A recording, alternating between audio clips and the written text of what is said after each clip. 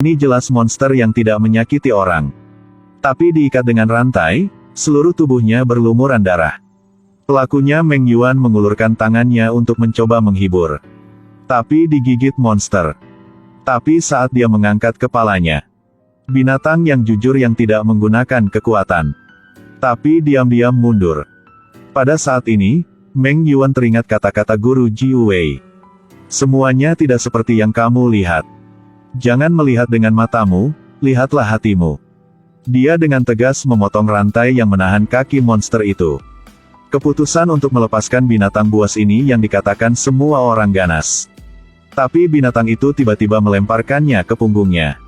Itu ingin membuat Meng Yuan mengerti kebenaran di balik pengepungan kastil monster.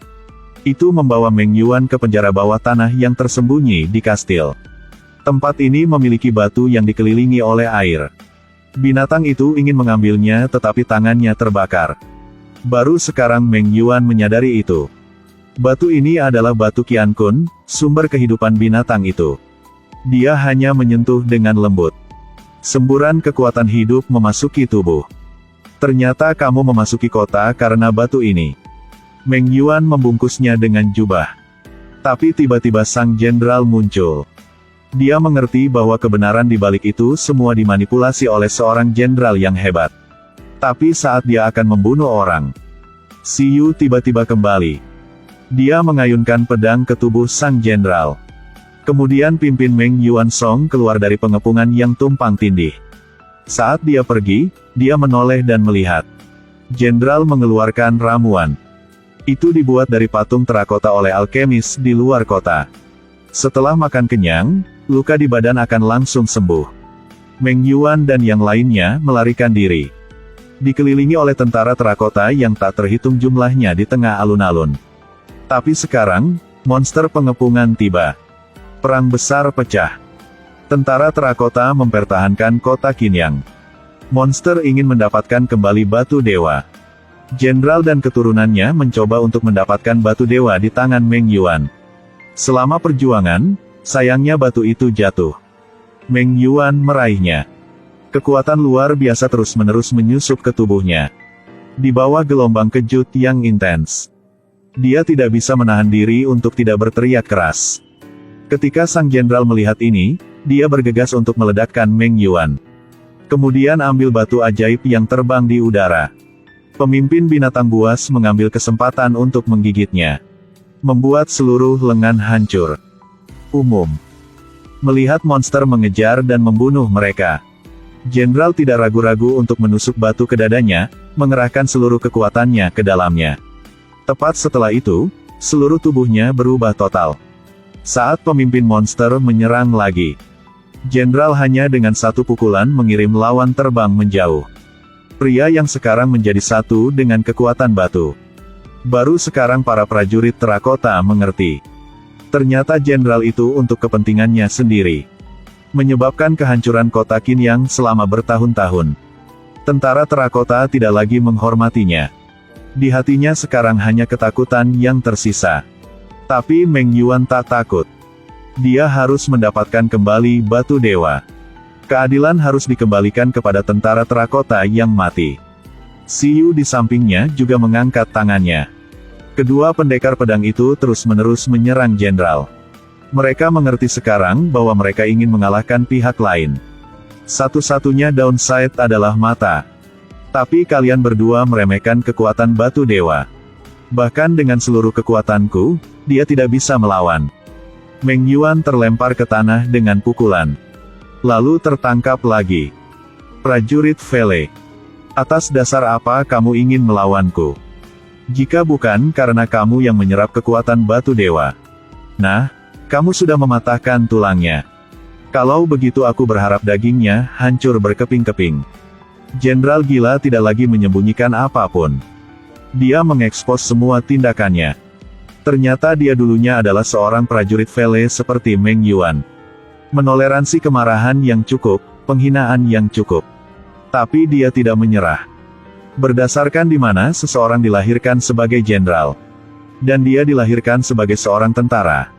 Ketika dia secara tidak sengaja bersentuhan dengan batu dewa, Memutuskan untuk meminjamnya untuk mengubah nasibku.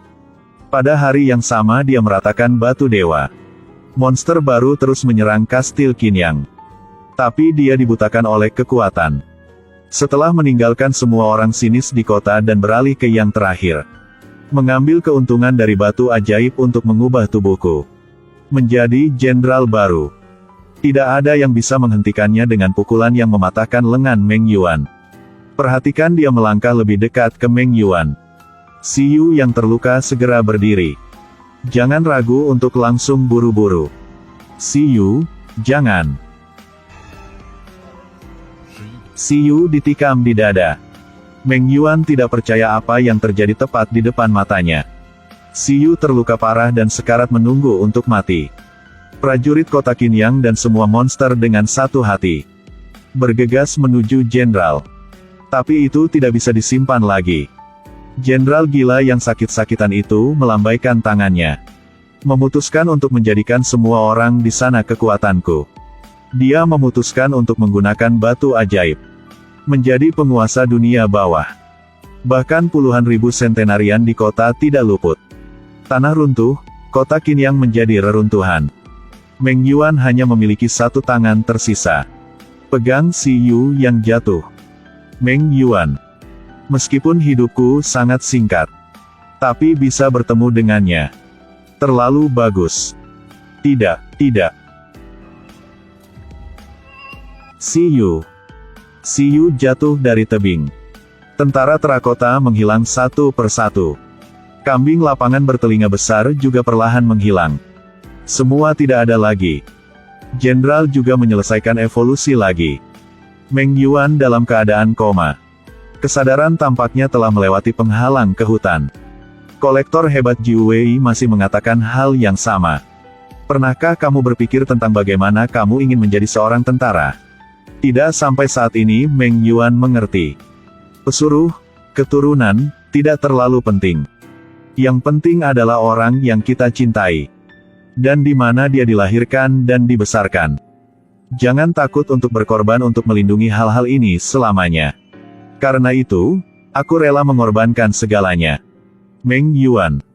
Sudah waktunya bagimu untuk pergi. Telinga besar berubah menjadi cahaya. Menyusup ke tubuh Meng Yuan. Dan di kota Qinyang. Sumber kekuatan yang sangat besar muncul. Meng Yuan yang dihidupkan kembali, tubuhnya terus pulih. Dan kambing perunggu itu juga memancarkan cahaya keemasan. Ternyata tidak bohong. Dia benar-benar pernah menjadi senjata suci zaman kuno. Setelah berubah menjadi senjata ilahi, itu terbang ke tangan Meng Yuan. Mempersiapkan duel hidup dan mati dengan jenderal yang menjadi satu dengan batu dewa. Dia harus membuat jenderal membayar untuk apa yang dia lakukan.